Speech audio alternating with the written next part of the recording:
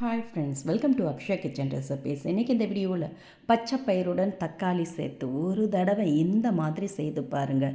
இனி அடிக்கடி செய்ய சொல்லி கேட்பாங்க. இட்லி, தோசை, சப்பாத்தி, சாதம், பூரி எல்லாத்துக்குமே பொருத்தமான நல்ல காரசாரமான ஒரு சிம்பிளான ரெசிபி எப்படி செய்யலாம் பார்க்க போகிறோம்.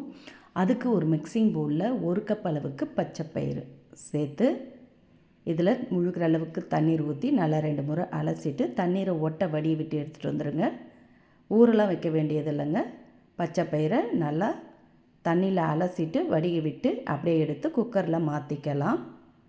அதுக்கு ப்ரெஷர் குக்கரை சூடு பண்ணியிருக்கேன். அதில் அலசி எடுத்த பச்சை பயிறு எல்லாத்தையுமே சேர்த்துட்டு எந்த கப்பில் பச்சை பயிறு எடுத்தீங்களோ அதே கப்பில் 3 கப் அளவுக்கு தண்ணீர் ஊற்றிக்கங்க. இதே நீங்கள் ஊற வச்ச பச்சை பயிராக இருந்ததுன்னா 2 கப் அளவுக்கு தண்ணீர் சேர்த்திங்கன்னா போதும். இதை ஊற வைக்காமல் உடனடியே செய்யறதுனால நான் 3 கப் அளவுக்கு தண்ணீர் சேர்த்துருக்கேன். இப்போ ப்ரெஷர் குக்கரை மூடி அடுப்பை ஹை ஃப்ளேமில் வச்சு ஒரு 4 விசில் வர விட்டு அடுப்பை ஆஃப் பண்ணிக்கங்க. இப்போ தாளிக்கிறதுக்கு வானலை சூடு பண்ணியிருக்கேன். அதில் 2 டேபிள் ஸ்பூன் அளவுக்கு நல்லெண்ணெய் ஊற்றிக்கங்க. எண்ணெய் சூடானதும் 1 டீஸ்பூன் சீரகம், 1 டீஸ்பூன் கடுகு சேர்த்து நல்லா பொரிஞ்சு வரட்டும். இது கூடவே 3 வரமிளகாவை கிள்ளி சேர்த்துக்கங்க. கொஞ்சம் ஃப்ரெஷ்ஷான கருவேப்பிலையும் சேர்த்துட்டு இதோட உரிச்ச பூண்டு ஒரு 10 பூண்டு பல்ல நல்லா பொடிசாக கட் பண்ணி சேர்த்துக்கங்க. கூடவே 1/4 டீஸ்பூன் அளவுக்கு பெருங்காயத்தூளும் சேர்த்து நல்லா பூண்டோட பச்சை வாசனை போகிற அளவுக்கு நல்லா கலந்துக்கங்க. பூண்டு நல்லா செவந்து வரணும். அப்போ தான் நல்ல மணமாகவும் சுவையாகவும் இருக்கும். இப்போ இதோட 2 மீடியம் சைஸ் வெங்காயத்தை பொடிசாக கட் பண்ணி சேர்த்துக்கங்க. சேர்த்துட்டு 1 டீஸ்பூன் அளவுக்கு உப்பு சேர்த்து வெங்காயம் ஓரளவுக்கு வதங்கி வந்ததும் இதில் 3 மீடியம் சைஸ் பழுத்த தக்காளியும் கட் பண்ணி சேர்த்து நல்லா தக்காளி மசிகிற அளவுக்கு வதக்கிக்கங்க. இதில் கூடுதலாக தக்காளி சேர்த்துருக்கேன். அப்போ தான் சுவை நல்லா இருக்கும். இப்போ தக்காளி நல்லா மசிய வதங்கி வந்ததும் இதோட 1/4 டீஸ்பூன் மஞ்சள்தூள் சேர்த்துக்கங்க. கூடவே 1 டீஸ்பூன் அளவுக்கு தனி மிளகாய்த்தூள் சேர்த்துக்கங்க. சேர்த்து நல்லா கலந்து விட்டுடுங்க. கலந்துட்டு இதோட 1 கப் அளவுக்கு புளி கரைசல் ஊற்றிக்கங்க. நான் சின்ன லெமன் சைஸ் புளி அளவுக்கு கரைச்சி 1 கப் அளவுக்கு புளி தண்ணி ஊற்றிட்டு இன்னொரு கப் அளவுக்கு தண்ணீர் எக்ஸ்ட்ரா ஊற்றி கலந்துடுங்க. கலந்துட்டு இதை அப்படியே மூடி வச்சுடுங்க.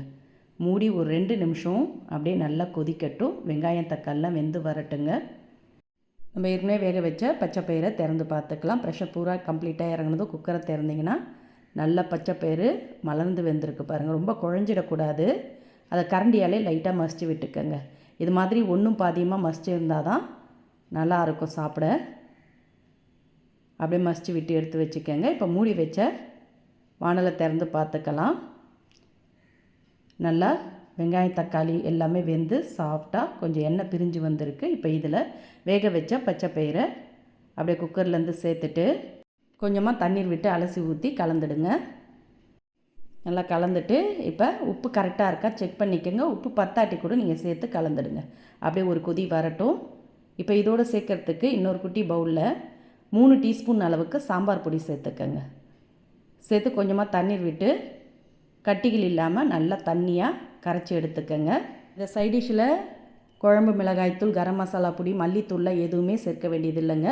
வெறும் இந்த சாம்பார் பொடி மட்டும் 3 டீஸ்பூன் அளவுக்கு தண்ணியில் கலந்து அதுக்கப்புறம் சேர்த்துக்கங்க. முன்னாடியே வதக்க பார்த்து நம்ம தனி மிளகாய்த்தூள் சேர்த்தோம். அப்பயே சேர்க்காமல் இது மாதிரி கொதி வர்ற நேரத்தில் சாம்பார் பொடியை தண்ணியில் கரைச்சி ஊற்றி பாருங்கள். நல்ல வீடு முழுக்க வாசமாகவும் சாப்பிட பார்த்து நல்ல சுவையாகவும் இருக்கும்.